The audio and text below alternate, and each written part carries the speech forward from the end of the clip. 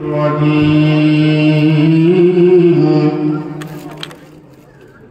الله الرحمن الرحيم إن الله على كل شيء قدير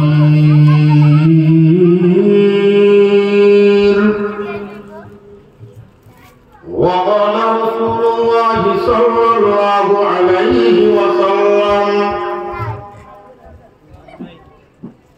إن الله لا ينظر إلى صوركم وأموالكم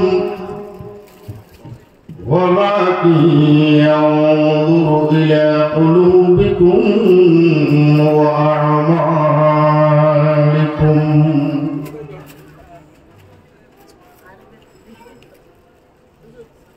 ذکر خدا میں کیا مزہ ہے ذاکرین سے پوچھو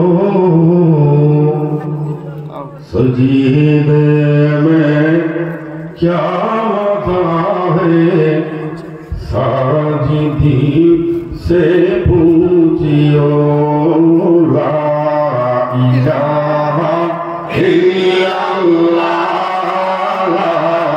إله إلا الله لا إله إلا الله لا إله إلا الله আসমান এর মালিক এক আল্লাহ জমিনের মালিক এক আল্লাহ চন্দ্র সূর্য সারা জগতের মালিক তিনি এক আল্লাহ লা ইলাহা ইল্লাল্লাহ লা ইলাহা ইল্লাল্লাহ জোরে লা ইলাহা ইল্লাল্লাহ লা ইলাহা ইল্লাল্লাহ গাছে এত রকম ফল দিল কে সাগরের বুকে এত জল দিল কে দিয়েছে আবার সেই জলের ভিতর হরেক রকম মাছ দিল তিনি আমার মৌলা লা ইলাহা ইল্লাল্লাহ লা ইলাহা ইল্লাল্লাহ জোরে লা ইলাহা ইল্লাল্লাহ লা ইলাহা ইল্লাল্লাহ বোবার মুখ আছে বাক শক্তি নাই জিকির করতে চাইলে তার সাধ্য নাই জিকির করার জন্য জবান আওয়াজ দিল এই জাহানের মালিক আমার মৌলা লা ইলাহা ইল্লাল্লাহ লা ইলাহা ইল্লাল্লাহ সবাই লা ইলাহা ইল্লাল্লাহ লা ইলাহা ইল্লাল্লাহ লা ইলাহা ইল্লাল্লাহ মুহাম্মাদুর রাসূলুল্লাহ সাল্লাল্লাহু আলাইহি ওয়াসাল্লাম সাল্লাল্লাহু আলাইহি ওয়াসাল্লাম সাল্লাল্লাহু আলাইহি ওয়াসাল্লাম আলহামদুলিল্লাহ আলহামদুলিল্লাহ এখন যদি মরে যায় মন চিহ্নগিরি কবরে গিয়ে মাত্র সওয়াল করবে জিজ্ঞেস করবে মান রব্বুকা আপনারা আমরা উত্তর দিতে পারবো আমার রব হলো উনি আল্লাহ একটু আগে জিকির করেছিলেন দুনিয়াতে। ইমানদারের জন্য সব সময় পাওয়ার রেডি থাকে কবরে গিয়ে ব্যবহার করার জন্য। তবে ইমানদারের পাওয়ার দুনিয়ার মধ্যে ব্যবহার হয় কম, কারণ দুনিয়ার মধ্যে পাওয়ার ব্যবহার করতে গিয়ে বেশিরভাগ জায়গায় স্বার্থের জন্য মানুষ জুলুম করে থাকে, ঠিক নেই? জিকির কি করলাম, তিনি আমার মালিক, তিনি আমার রব, মান রব্বুকের উত্তরে রব্বি আল্লাহ, তার মানে ওই আল্লাহ যার নামে একটু আগে আমি জিকির করছিলাম। তখন আজরাইল আলাইহিস সালাম আল্লাহর কাছে বলে, আল্লাহ আপনি হুকুম করেছেন বলেই আপনার বান্দাকে রূহটা কবজা করে নিয়ে আসছে, না হয় সে যে জিকির করছিল, আপনি যাদেরকে জিকির করার জন্য বানাইছিলেন এইভাবে জিকির করছিল, আমারও ভালো লাগছিল, কিন্তু মরণের অর্ডার একদম টাইম টু টাইম হওয়ার কারণে আপনার আদেশ পালন করার জন্য তার রূহটা নিয়ে আসছি, না হয় এমন জিকির যারা করে তাদের জিকির শোনার জন্যই তো আপনি বলেছিলেন ফাযকুরুনি আযকুরুকুম ওয়াশকুরুনি ওয়ালা তাকফুরুন। আল্লাহ এই বান্দার জিকিরের ধ্বনি দুনিয়াতে আকর্ষণ সৃষ্টি হয়ে গেছিল। তখন আল্লাহ পাক কয়, মুনকির নবীর সওয়াল জবাব শেষে তাকে কবরে প্রথম চাহিদা মোতাবেক জিকির করার ব্যবস্থা করে দেওয়া হবে। চিন্তা করে দেখেন, জিকির করলে শুধু দুনিয়াতে নয়, হার্টের ব্যায়াম করার ডাক্তার জাহাঙ্গীর একজন আছে, তিনি আওয়াজের মাধ্যমে ব্যায়াম করায় বৈজ্ঞানিক পদ্ধতি, খুব হার্ট এইভাবে, অর্থাৎ ফুসফুসটাকে পাওয়ার দেওয়ার জন্য এই যে একটা আওয়াজ বের করে, তবে খুব হার্ট ওই আওয়াজের মধ্যে আওয়াজ বের হয়, কিন্তু কলব থেকে নূর বের হয় না।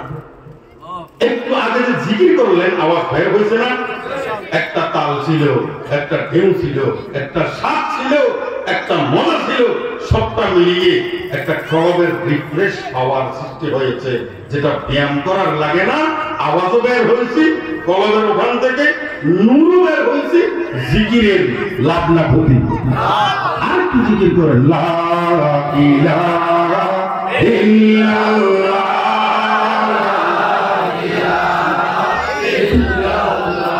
জোরে লা ইলাহা ইল্লাল্লাহ, ইলাহা ইল্লাল্লাহ। আপনাদেরকে বেশি লম্বা আওয়াজ করব, ছোট্ট একটা আওয়াজ করব। আমরা যে সৃষ্টি হয়েছি মায়ের পেট থেকে, মায়ের পেটে যেই দিন আমার জন্মের সূত্র শুরু হয়েছিল, ওই দিন থেকে 120 দিন হায়াত যেই দিন হয়, 120 দিনের মাথা পর্যন্ত যাব, বাচ্চা ডেলিভারি হওয়ার স্বাভাবিক ডিক্লেয়ার অনুযায়ী ধরে নিতে হয় 9 মাস 20 দিন, 10 মাস 10 দিন, এর ভিতরে আগে হতেই পারে, কিন্তু 10 মাসের ইতিহাস নয়, শুধুমাত্র 120 দিন। এই যে রূহটা নিয়ে আজকে কথা বলতেছি, যে রূহটা চলে গেলে মানুষ মরে যায়, এই রূহটা আমার শরীরের ভিতরে ঢুকে দিয়েছিল কোন দিন জানেন? নাপাক বীর্যের ফোঁটা মায়ের তল পেটে ঢুকার পর থেকে যেই দিন আপনার দুনিয়াতে আসার জন্য অনুমতি পেয়েছিলেন, সেই দিন থেকে যেই দিন 120 দিন হয়েছিল, ওই দিন রূহটা আপনার ভিতরে ঢুকিয়ে দিয়েছিল। তখন আপনার চোখ, নাক, মুখ, হাত কিচ্ছু দেওয়া হয়নি, শুধুমাত্র একটা মাংসের টুকরো ছিল, এর ভিতরে ঢুকিয়ে দিয়েছিল রূহ। তাহলে বোঝা যায় রূহটা খুব ইম্পর্টেন্ট জিনিস, ঠিক না? কত ইম্পর্টেন্ট! যে ইম্পর্টেন্ট জিনিস চলে গেলে বাপ ছেলেকে বলে আর কাজে লাগবে না, ছেলে বাপকে বলে আর কাজে লাগবে না, মেয়ে মাকে বলে, মা তার সন্তানকে বলে, সবাই সবাইকে বলে মরে গেছে, রূহটা চলে গেছে, এক বড়ি হয়ে গেছে, দাফন না দিলে দ্বন্দ্ব ছড়াবে, নেতাকে আর নেতৃত্বের জায়গায় রাখা যায় না, ডাক্তারকে চেম্বারে রাখা যায় না, মন্ত্রীকে মন্ত্রিত্বের চেয়ারে রাখা যায় না, ম্যাজিস্ট্রেটকে তার চেয়ারে রাখা যায় না, বিচারপতিকে তার বিচারপতির আসনে আর রাখা যায় না। সব চাইতে বড় ক্ষমতার অধিকারী বলে স্বরাষ্ট্রমন্ত্রী যার মন্ত্রণালয়ের পাওয়ারের মাধ্যমে সারা বাংলাদেশে পুলিশেরা গুলি করতে বাধ্য হয়, এমন স্বরাষ্ট্রমন্ত্রী যদি ড্যাথ হয়ে যায়, তাকেও আর তার মন্ত্রণালয় তার আসলে রাখার জন্য চেষ্টা করে না। রূপ শেষ, তোমার মন্ত্রিত্ব শেষ। সামান্য রূপ ডালিয়া কিসের এত অহংকার, কিসের এত দম্ভ, কিসের এত বড়াই? এই আছে চলে যাইতে এক সেকেন্ড তো লাগে না। সেই রূহ নিয়ে কোনোদিন অহংকার করা যাবে না। যতক্ষণ আছে আল্লাহর রেজামন্দিরের দিকে আমাদেরকে অটুট লক্ষ্য রাখতে হবে। যদি আমি রেজামন্দির লক্ষ্য হারিয়ে ফেলি, আমি পথ তারা হয়ে গুমরা হব। আমার ব্যাপারে কোরআনে বলা হয়েছে, গায়রিল মাগদুবি আলাইহিম ওয়ালাদ দাল্লিন। ওই সব বান্দাদের প্রতি কেউ যেতে চায় না যারা আল্লাহর পক্ষ থেকে রহমত প্রাপ্ত না হয়ে অভিশাপ প্রাপ্ত হয়েছে। তাহলে আল্লাহর রেজামন্দি নিয়েই কবরে যাওয়ার প্রস্তুতি সব সময় নিয়ে রাখতে হবে। সামরিক বাহিনী যেইভাবে যুদ্ধের মহড়া দিয়ে যুদ্ধের জন্য প্রস্তুত থাকে, আমাদেরকেও জিকিরের মাধ্যমে, নামাজের মাধ্যমে, রোজার মাধ্যমে, আজকারের মাধ্যমে, দান সদকার মাধ্যমে, কোরআন তেলাওয়াতের মাধ্যমে সদা সর্বদা মরণের জন্য প্রস্তুত থাকতে হবে। আল্লাহর রেজামন্দি থাকা অবস্থায় যেন দুনিয়া থেকে তারা সৌভাগ্য নসিব হয়। এই কাজ যারা করে চলতে পারে তারাই হলো ঈমানদার। এই কাজ যারা করতে ফেল করে তারা পরিপূর্ণ মুমিন হতে পারে না। মুমিন হওয়ার জন্য প্রথম আপনার ঈমানের সংরক্ষণ হয়। আমি মুমিন। হ্যাঁ, তুমি কিরকম মুমিন? নামাজ নাই, রোজা নাই, দোয়া কালাম কিছু নাই, সুন্নতের পাবন্দি নেই, তাহলে তুমি মুমিন মানে তুমি আব্দুল মুমিন, বাবার নাম আব্দুল সত্তার, তুমি ওই মুমিন। আল্লাহ যে মুমিনের কথা বলেছেন ওই মুমিন তুমি নও। ওয়ালা তামুতুন্না ইল্লা ওয়া আনতুম মুসলিমুন। আল্লাহ রাব্বুল আলামিন ডাক দিয়ে বললেন, ও বান্দা, দুনিয়ার মধ্যে তোমাকে খানা পিনা সবটা আমি দিচ্ছি, নাফরমানি করো তবু তোমার আমি খাবার খাওয়াইলাম। ফজরের নামাজ পড়ো নাই, তোমার আমি আহার বন্ধ করি নাই। মনে করেছিলাম তুমি জোহরের সময় ফিরে এসে আমার তোর কদমে সিজদা দিবা, তুমি জোহরের সময় ফিরে আসো নাই। তোমাকে দুপুরে আমি তবু খাবার খাওয়ার সুযোগ করে দিলাম। আসরের সময় ফিরে আসার সম্ভাবনা করেছিলাম, আসরের সময় তুমি ফিরে আসো নাই, তবু তোমাকে সন্ধ্যাবেলায় আমি নাস্তা খাওয়ার সুযোগ দিলাম। আসরের পরে মাগরিবের আগ মুহূর্ত তুমি ফিরে আসো নাই। মাগরিবের সময় ফিরে না আসার কারণে আল্লাহ রাব্বুল আলামিন কয় তুমি এশারের সময় ফিরে আসবা। এশারের নামাজটাও যখন পড়ে নাই, আল্লাহ কয় এশারের নামাজ তুমি পড়ো নাই, রাতের তাহাজ্জুদের নামাজে ফিরে আসতে পারে। কারণ দুনিয়ার মধ্যে সব চাইতে নিরিবিলি পরিবেশটা হলো গভীর রজনী। এই গভীর রজনীর মধ্যে যারা উঠে আল্লাহর দরবারে দুহাত বাড়িয়ে দিয়ে দোয়া করে এবং তওবা করে গুনাহ ক্ষমা চায়, আল্লাহ রাব্বুল আলামিন তাদেরকে বলে, কোন হে বান্দা গুনাহগার, কোন হে বান্দা গুনাহগার, মাফি দু আয়া হে পরওয়ারদিগার। ও বান্দা, দুনিয়ার মধ্যে মিছি রাতে আল্লাহ এসে ডাক দিয়ে বলে, ও বান্দা, গুনাহগারদের মধ্যে কোন গুনাহগার আছো? এই মুহূর্তে উঠে আমি আল্লাহর কাছে গুনাহ মাফ চাইবা। আমি তোমাদের রব্বুল আলামিন এই গভীর রজনীতে রাতের শেষ ভাগে এসে বান্দা তোমাদেরকে খুঁজতেছি। কোন বান্দা আছো আমার কাছে গুনাহ মাফ চাওয়ার জন্য দরখাস্ত দাও, তোমার গুনাহ মাফ করে দেব। কেউ যখন উঠে না, আল্লাহ কয়, ও বান্দা, গুনার বোঝা মাথায় লইয়া কম্বলের ভিতরে তুই আরামের ঘুম তোমার কেমনে হয়? কম্বলের ভিতর তোর আরামের ঘুম হয় কেমনে তুই জানাস না? তোর কাঁধের মধ্যে গুনার বোঝা, মাথার ব্যথা যখন হয় ঘুম হয়। ঘুম যেদিক দিয়ে আসবে ব্যথা তো সেদিক দিয়ে শুরু। বুকের ভিতর চিনচিন করে ব্যথা করলে ঘুম হয়। ঘুম আসার পর যেখান থেকে শুরু সেখানেই তো ব্যথা। হাতের মধ্যে যখন চাবায় ব্যথা করে ঘুম হয়, এই পাশে ব্যথা হলে এই পাশেও ঘুমানোর সুযোগ নাই। কিন্তু ব্যথা বুঝি, শরীরের ব্যথা বুঝি, ইমানের ব্যথা বুঝি না। শরীরে ব্যথা হলে যে এইভাবে কনকনানির কারণে আমার ঘুম আসে না, মুমিন ঈমানদার যারা তারা গুনাহ করার পর মনের মধ্যে মাথার তার চাইতে কঠিন যন্ত্রণা শুরু হয়, হাইরে আমি তো একটা ভুল করে ফেলেছি, আল্লাহ জানি না মাফ করে কিনা।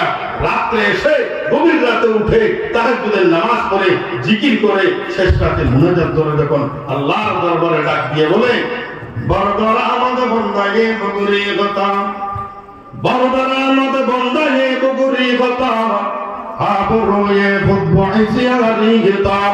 ও আল্লাহ, আমি তোমার দরবারে আসলাম, সারা জীবন নাফরমানি করে করে ইবাদত থেকে দূরে দূরে ছিলাম, আমি তোমার ইবাদত করলাম না, তোমার নাফরমানি করে করে জীবন শেষ করলাম। তুমি মসজিদে ডেকেছো, আমি তোমার করার জন্য মসজিদে যাই নাই। তুমি রোজা হুকুম জারি করেছো, আমি কি রমজানে রোজা রাখি নাই। তুমি যাকাত দেওয়ার জন্য বলেছো, আমি যাকাত দিতে পারি নাই। নাফরমানি করতে করতে জীবনটা ভরে গেছে। এমন অবস্থায় বুঝা আসছে আমার নাফরমানির কারণে যে গুনার বোঝা, এই গুনার বোঝা লইয়া কবরে যদি যাই, তাহলে সর্বপ্রথম কবরের আযাব আমার উপর হবে।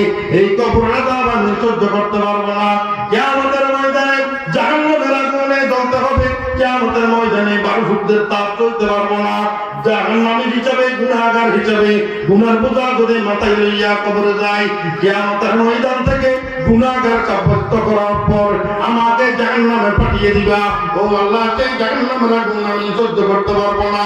এইভাবে যখন আল্লাহর ভয়ে অন্তরটা যখন কেঁপে উঠবে, চোখ দিয়া যখন পানি পড়বে, শেষ রাতে চোখের পানির মাধ্যমে আল্লাহর দরবারে যখন বলা হয়, নফস শয়তান যত করি মায়েরা হেমন, নফস শয়তান যত করি মায়েরা হেমন, রহমত বাসত শাফাআত হেমন, রোজ সব আঙ্গুর মাসি বুদাইম, গাফলা আমরু নওয়াহি বুদাইম, ইলাহি ওরে দরিয়ায়ে গুনাহাম, তুমি জানি ওয়া খুদা আস্তি গাওয়ারাম।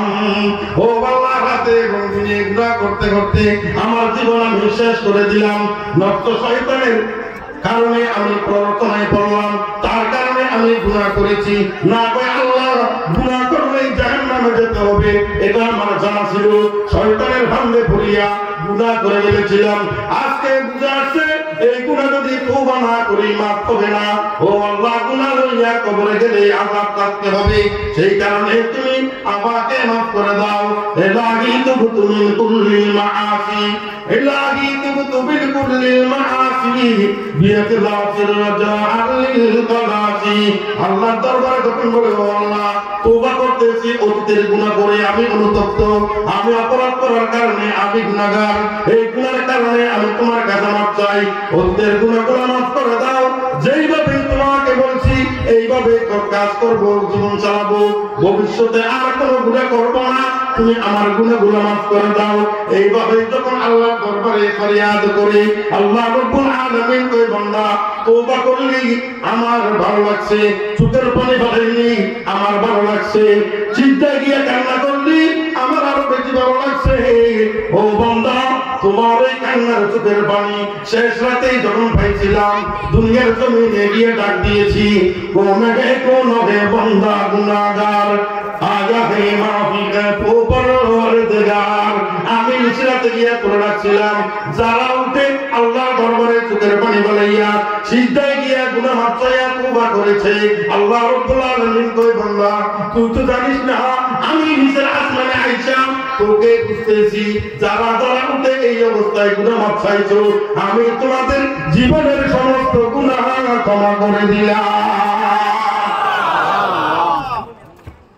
গুনাহ মাফ করার দরকার আছে না? আছে। কেন? গুনাহ করছি এটা তো বিশ্বাস করে, ঠিক নেই? নিষ্পাপ কে আছেন আজকের মজলিসে?